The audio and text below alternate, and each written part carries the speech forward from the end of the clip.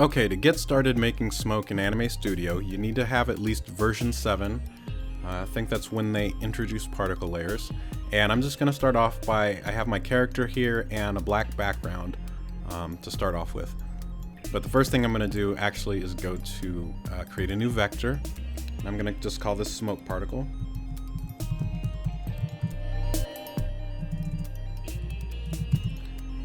And I'm going to just put that on the top of the layers. And I'll go ahead and draw a circle. I'll select the draw shape tool and the oval, and it's already set to fill white, and I just want to have just autofill turned on. I don't need the stroke. So I'll go ahead and draw a little circle right here in the center, like that. Hit T and move it over kind of to the center right there. And then I'm going to grab the transform layer tool and drag it to the bottom of my shoes, and then I'll go down the timeline to 240. This can be whatever you want. I'm just guessing right now how long I want it to be. And then on 240, I'm going to go ahead and drag that layer all the way up and above my character's head a little bit. So we just have that circle animating from bottom to top, really slow. Now we need to create a particle layer. So go over to the layers, select particle, and we'll just call it smoke. And I'm going to left click and drag my particle into the particle layer or group, and then select that so we can see what's going on. And right now it just looks like a bunch of eggs being shot up. Doesn't look like smoke at all. So we need to go back to frame 0, select our particle layer up here in the special, and then particle options. And I'm going to change the particles to 100 so we can see all of them. And I'm going to change the lifetime of frames to 240 because that's what I chose for the animation, for the particle to go from bottom to top. And then I'll go ahead and zero out everything else.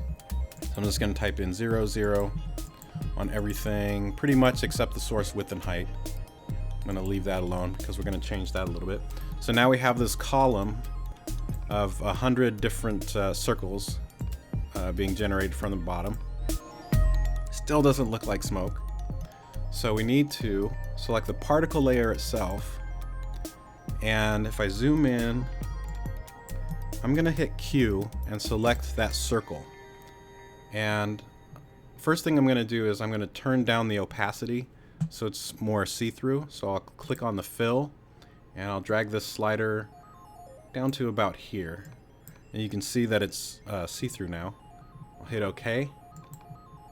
Then I also want to blur this out so it looks like smoke. So we'll go up to the effects, select plane, soft edge, and you can't see it right now, but it's actually blurring it. So I'll just leave it at 11 and see what that looks like. So if I select the particle layer now, if I zoom out, you can see that this has a big blur around the particles, making it look more like smoke. Let me see if I play it. You can kind of see it's getting that smoke effect because it's randomly generating them at different times. We're getting this kind of movement in here, but we want to spread it out a little bit. So we'll select the particle options again, and this time we're going to change the source width. So I'll click on that, and I'm using my mouse wheel to kind of separate those particles so they're spread out over the entire character. And also I'm going to mess with the depth. So if I click on that and use my mouse wheel, you can see some particles get bigger and some get smaller, which is what we want because we want to generate these kind of weird snake type objects. So we want those to be a little bit varied in their size. So if I go in here now and play, it's starting to, it looks a lot more like smoke, but we get a lot of popping in and out at the top and bottom. So let's go back to frame 0, and I'm going to go into the particle layer, the 1 by itself. And now on frame 0, I'm actually going to turn the transparency all the way down. So I'm going to turn it down to nothing so it disappears. I'll hit OK, and then I'll go to about frame 18, select the fill again, and bring that opacity up, and you can see it starting to show up right here. So I'm just brightening it so it kind of appears, and we'll go down to 140, maybe even turn it up a little more, and 192, we'll turn it down, and then on 240 I'm going to make it disappear again and hit OK. So now it's made keyframes to change the opacity, and it's going to disappear as it gets to the top. So now if I play that animation again, they start to appear and disappear instead of popping out. So you can play with the settings and how far you want them to appear and reappear. I'll pull this over so they take a little longer to appear, and maybe even pull this keyframe from 192 farther back so they slowly disappear. And let me just do a Command R and render that and see what that looks like. And that kind of looks like smoke, just from that still frame, but we want to keep messing with it. So let's go ahead and go back to frame 0, and let's go ahead and select the transform layer tool and squeeze this a little bit so they're a little bit more narrow. Maybe shrink it a little bit, move it around, and I'll do a Command R to render it again. That looks pretty good. I'll stretch it out a little bit more and move it up. And let's go ahead and render out an animation. So I'm going to go to Export Animation, and we'll just do 200 frames, and I'll render it at half size just so it doesn't take as long, and I'll skip this for you guys.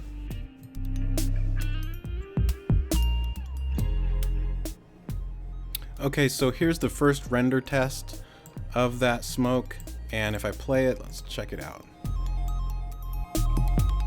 So the smoke's appearing a little bit too far down from his feet, and it still looks a little bit like we can distinguish the circles still, so it's kind of not as good as I'd want it to be. So really it's a matter of going in and playing with those settings again. So it's not only just messing with the size, you know, you can stretch them out, change them that way, you can shrink them, but also going into the particle layers and changing the amount. So let's try maybe 70 instead of 100. And maybe even making it longer. So let's make the smoke creep up slower. We'll go to that smoke particle, and instead of 240, let's go ahead and grab those last keyframes and stretch it all the way out to maybe 312. And I'm going to type in 312 here so the animation cycles to that. I'll go ahead and move these the opacity keyframes also. And then let's take a look and see how fast that goes. Oh, since I pulled the keyframes to 312, you can see they're starting to disappear now. We need to go back into the particle layer options and change the lifetime to 312 also. So now they animate just as long as before.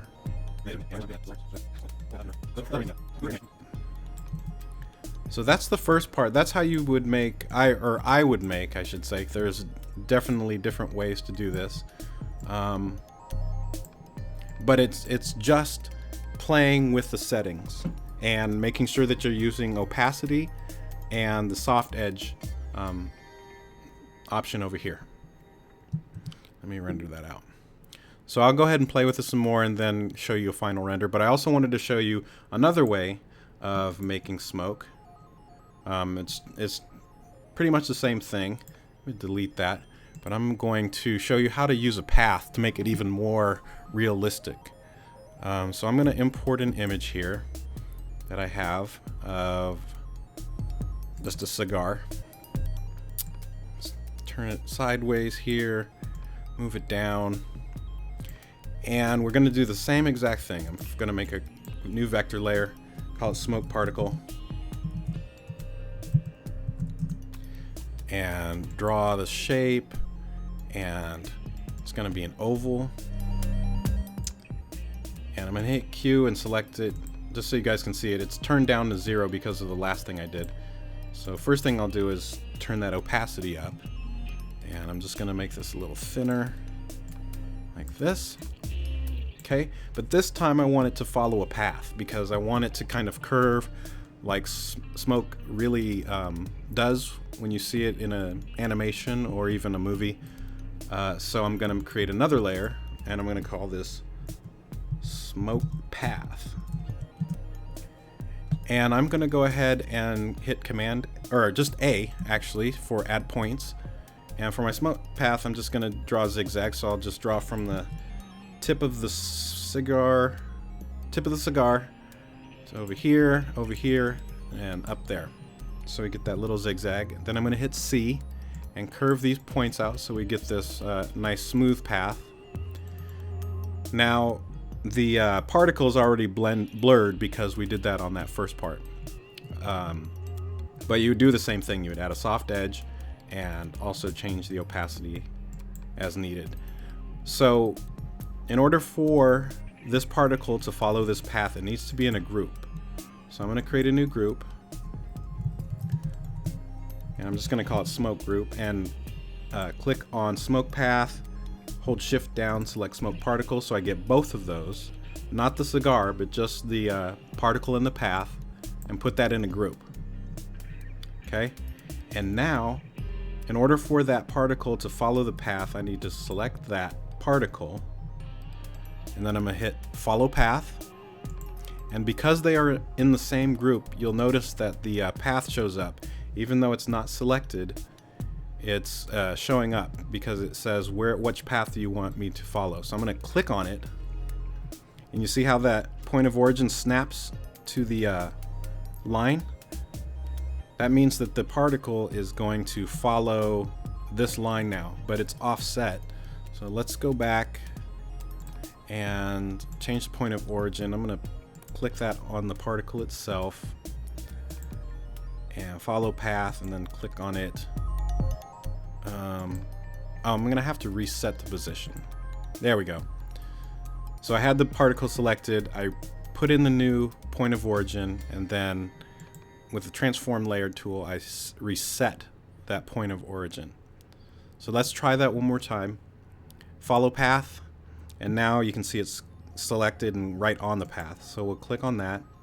You see when I drag it, it just stays connected.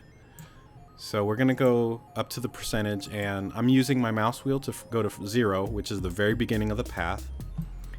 And then I'm going to scroll over to, let's do 240. And then change the percentage. You can either type it in or use your scroll wheel and go to 0 or 100. So it basically starts from frame 0 on percentage 0, and then on frame 240 I have it at 100%, meaning it completes its way through the path. So you can see it just goes up that path and curves around.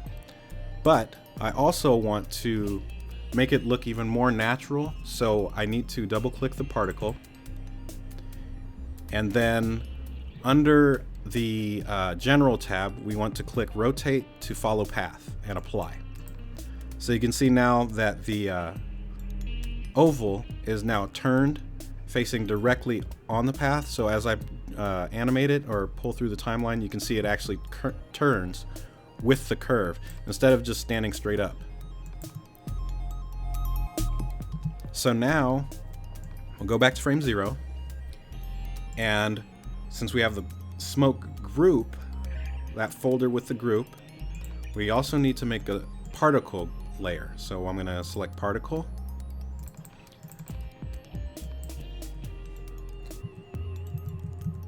smoke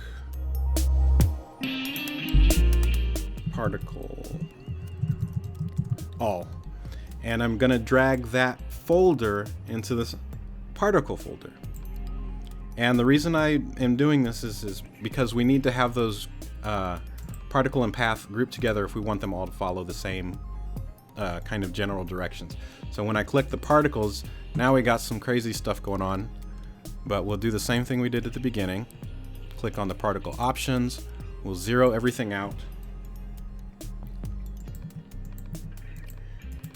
and change the lifetime of frames to 240 because that's how long that animation is. And now when I play this, you can see that these particles are starting to follow that path instead.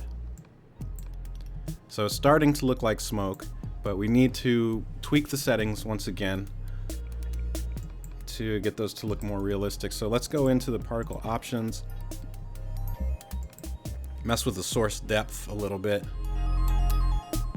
Let's preview what 100 particles looks like. So I have this nice S going on, but it's just too uniform. So we'll go to the particle group, smoke particle, and again, let's go ahead and change the opacity. So we'll select the fill, turn the opacity down so it's invisible at the very beginning. We'll go up to frame 21 or whatnot. Actually even higher than that, right about there. So frame 46, I'm going to turn up its visibility right there. And then go to 204. I'm going to click on the opacity here again, just so it makes a keyframe. And then 240, turn it all the way down to 0 again. So it appears and disappears. So if I click on the particle layer,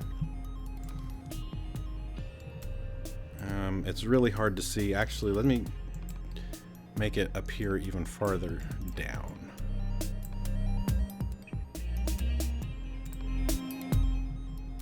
Okay.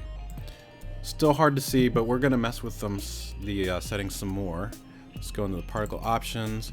Let's change the source width a little bit so it's spread out. And the source depth, again, gives it that kind of organic feeling. And then let's also go into the particle, and on frame 0, let's shrink it way down. So I'm going to use the transform layer tool. I'll shrink that way down, and as it comes out and appears, then I'll go ahead and make it bigger. And then right here, I might make it a little smaller. This is just to kind of make the smoke look more organic by altering the size. So I can go back up here, make it bigger, and then on 240, as it disappears, it's also going to get smaller too. So we'll just shrink that down there. And now let's look and see how that's looking. Let me render it out. Okay, that's looking pretty good actually right there at the tip. You can see that looks a lot like smoke, but then there's still a lot of individual pieces there. So let's go ahead and let me see here. Smoke particle. I'm gonna go back and make it a little bit smaller still at the beginning.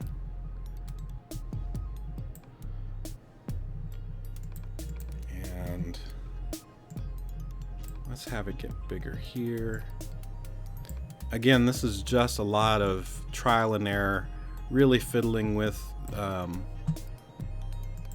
the settings. So it gets smaller, gets a little bigger here, and then smaller and disappears. So let's render that out.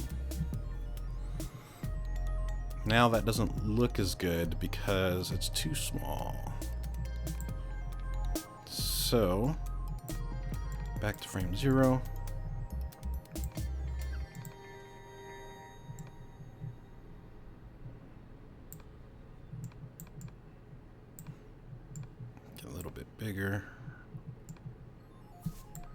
render. And if we keep seeing these really small dots, we can either blur it some more, so go to frame 0, select that particle, and soft edge, we can turn it up even more. So I'm actually going to type in, let's try 15. So it's going to be even more blurry. Let's render that. So now we're getting a really nice smoke looking effect. Let me render out the animation and see how good or not good it looks. So, okay. Sorry. Okay, here's our first test for the cigar smoke. And that looks, I think that looks really good at the tip of the cigar, but it gets a little kind of wonky right here. So we can probably just slow it down and have it look more realistic. So let's go ahead and do like we did with the first tutorial, or the basic one. And we're just gonna go, instead of ending at 240, let's pull this out to even longer. Maybe let's go to 336. 336. And I'm just gonna pull this transparency keyframe over a little bit, maybe move these out to spread stuff out a little bit more. And then don't forget to go to the particle options and make your lifetime of frames to 336 or whatever you pulled it to. So it's just kind of up to you.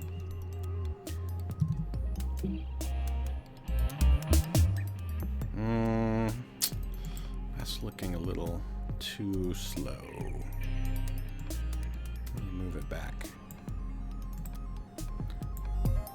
How about 312?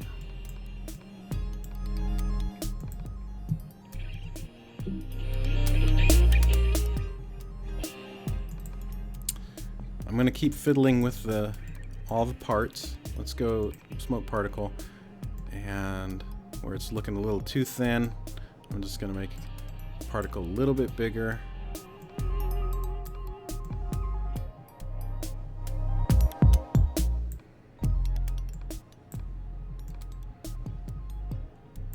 And then keep doing renders. I think that's okay. Let's render that out.